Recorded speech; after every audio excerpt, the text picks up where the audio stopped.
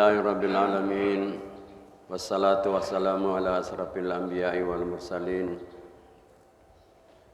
asyhadu an la ilaha illallah wahdahu la syarikalah wa asyhadu anna muhammadan abduhu wa rasuluh.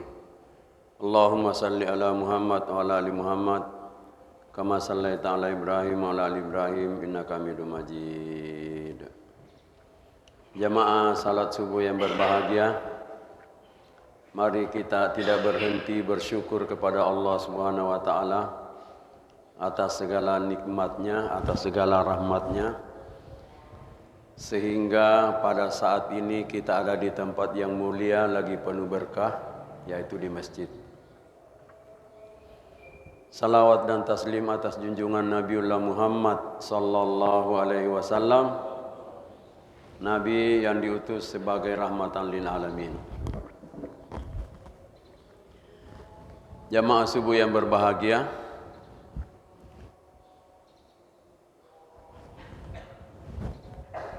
kita akan membahas masalah waktu.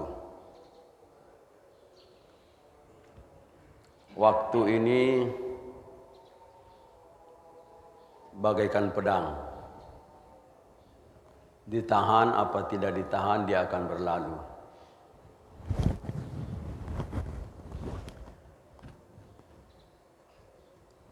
Waktu yang berlalu disebut masa lalu. Masa yang akan datang disebut masa harapan. Di dalam Al-Quran dinyatakan bahwa semua manusia itu dalam keadaan rugi. Semua manusia dalam keadaan rugi, kecuali yang melakukan 4 perkara. Kecuali yang pertama, dia beriman.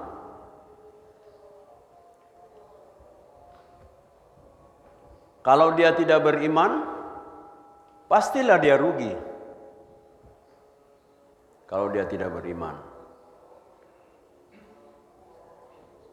iman inilah yang menjadi dasar.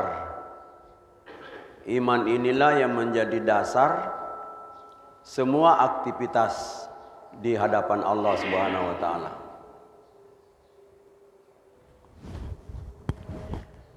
Oleh karena itu,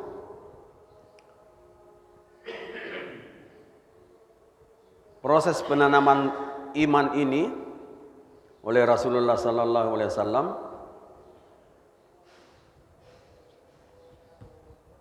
dilakukan dalam waktu yang cukup lama.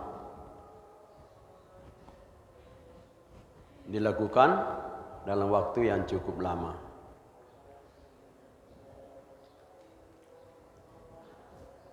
Diketahui pula bahwa manusia itu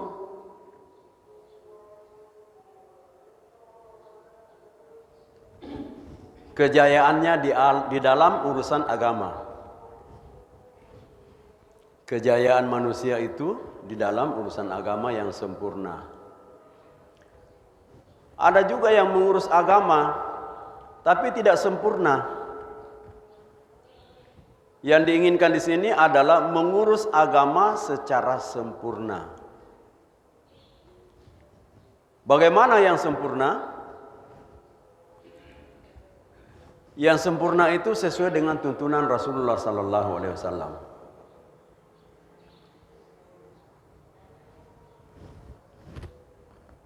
Selanjutnya, orang yang akan rugi adalah orang yang tidak melakukan amal soleh. Ini yang kedua. Orang yang tidak melakukan amal soleh. Orang yang tidak melakukan amal soleh yang didasarkan sama iman. Banyak orang melakukan amal saleh, banyak, tapi tidak didasarkan pada iman, tidak ada keterkaitannya dengan Allah Subhanahu wa taala. Maka sia-sia dia punya amal saleh. Contoh yang saya mau kasih lihat. Bill Clinton, luar biasa dia punya perbuatan baik. Thomas Alva Edison, penemu listrik, luar biasa dia penemu amal baik. Tapi tidak berkaitan dengan iman kepada Allah Subhanahu wa taala, maka dia sia-sia. Oleh karena itu, amal saleh harus melekat pada iman. Banyak orang berbuat baik, banyak orang berbuat yang benar menurut kaedahnya. Jadi amal saleh itu didasarkan pada patron yang ada, yaitu Al-Quran. Amal saleh bagi orang yang mukmin sudah dijelaskan dalam Al-Quran. Dia harus melakukan iman kepada Allah Subhanahu wa taala. Dia harus melakukan salat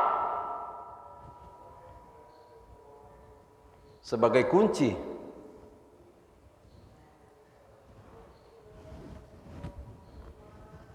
Jadi patronnya itu amanu wa amilus salihat. Amanu wa amilus salihat. Itu sudah pasangan. Kalau wa amilus salihat tidak beriman, sia-sia. Sia-sia. Banyak juga orang yang berbuat baik tapi tidak salat, sia-sia. Biar saya tidak ke masjid, saya berbuat baik, saya ini. Tidak ada gunanya, sia-sia. Meskipun dinikmati oleh alam sekitarnya, dia punya perbuatan baik.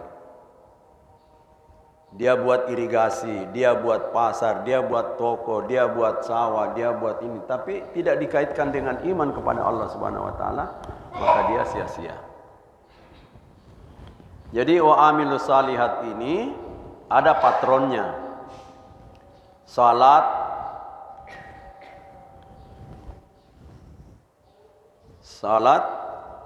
puasa, zakat. Itu patron-patron wa amilus salihat. Menurut Al-Quran. Patron menurut dasar kita. Ada juga berbuat baik menurut kitab-kitab lain. Tapi tidak berkaitan dengan iman kepada Allah Subhanahu wa taala, maka itu ditolak oleh Allah Subhanahu wa taala. Man amila amalan salihan laisa alaihi fahuwa raddun. Siapa yang berbuat baik bukan didasarkan kepada perintah saya, maka amalannya itu ditolak.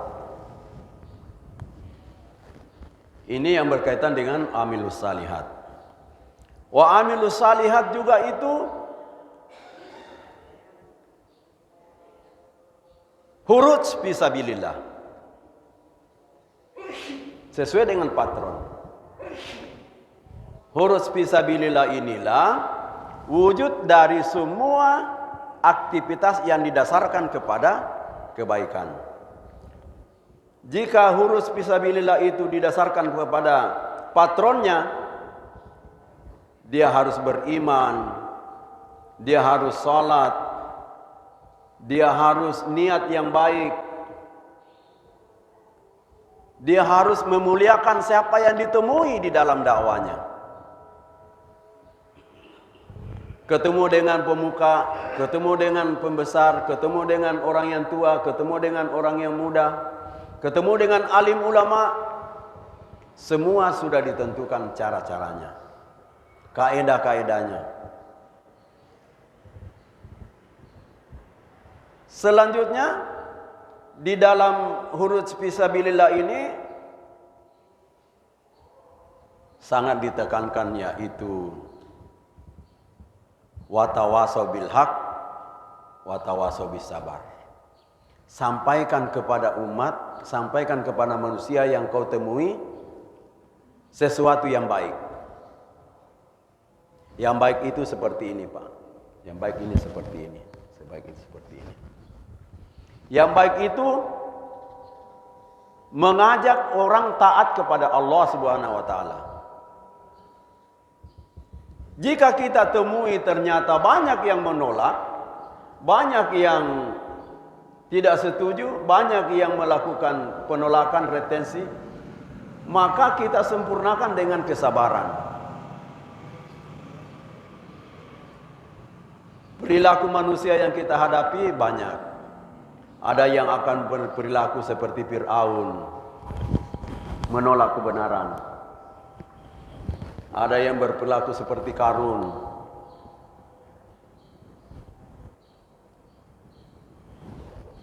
Ada yang menerima seperti perlakuan sahabat-sahabat Rasulullah sallallahu alaihi wasallam. Apa yang terjadi dahulu akan kita temui zaman sekarang. Di dalam melaksanakan dakwah ini, apa yang terjadi dahulu akan kita temui seperti sekarang ini. Kita akan temui orang seperti Abu Lahab. Kita akan temui seperti Abu Jahal. Dan kita akan temui dengan orang-orang yang baik seperti sahabat Rasulullah sallallahu alaihi wasallam. Bagaimana sikap kita menghadapi mereka? Wa tawasau bil haq wa tawasau bis sabar. Hendaknya lah kita melakukan kesabaran, menyampaikan kebenaran-kebenaran.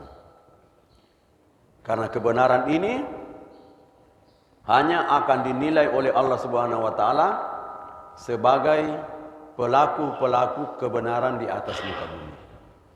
Oleh karena itu, kesempatan ini saya sampaikan bahwa mari kita bersungguh-sungguh di dalam kelompok ini. Kelompok ini adalah kelompok satu-satunya yang saya pernah temukan yang terdiri dari yang didasarkan kepada keikhlasan. Setelah kita selesai 40 hari ini, kita tidak dikasih sertifikat. Kita tidak dikasih penghargaan. Kita tidak dikasih piagam. Tidak sama sekali. Tetapi ini berjalan sesuai keadaannya dengan ruh yang dinilai oleh Allah Subhanahu wa taala terus menerus. Apa yang kita lakukan dinilai oleh Allah Subhanahu wa taala. Kemudian dari penilaian Allah Subhanahu wa taala dikasih petunjuk kepada siapa yang dikehendaki. Jangan kira kita akan seperti semuanya ini.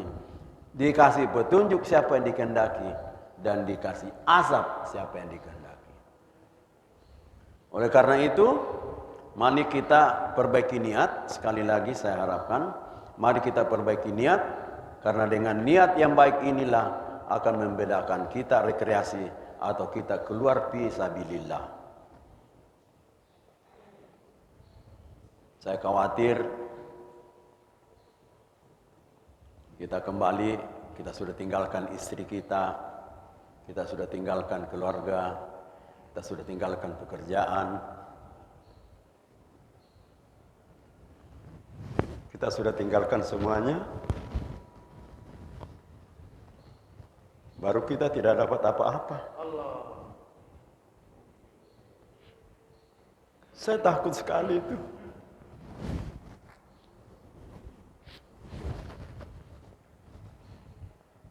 Saya takut sekali itu. Oleh karena itu, mari kita membersihkan diri. Mari kita menghilangkan hal-hal yang dapat mengotori kita punya kegiatan. Termasuk di dalam surat Al-Hujurat dinyatakan jangan kamu suka prasangka, asa ayakuna khairan. Boleh jadi yang kamu sangka itu lebih baik daripada kamu. Jamaah sekalian, karena kita bergerak dalam niat yang baik, jangan kita kotori kita punya niat. Salah satu penyakit mengotori diri adalah prasangka yang buruk.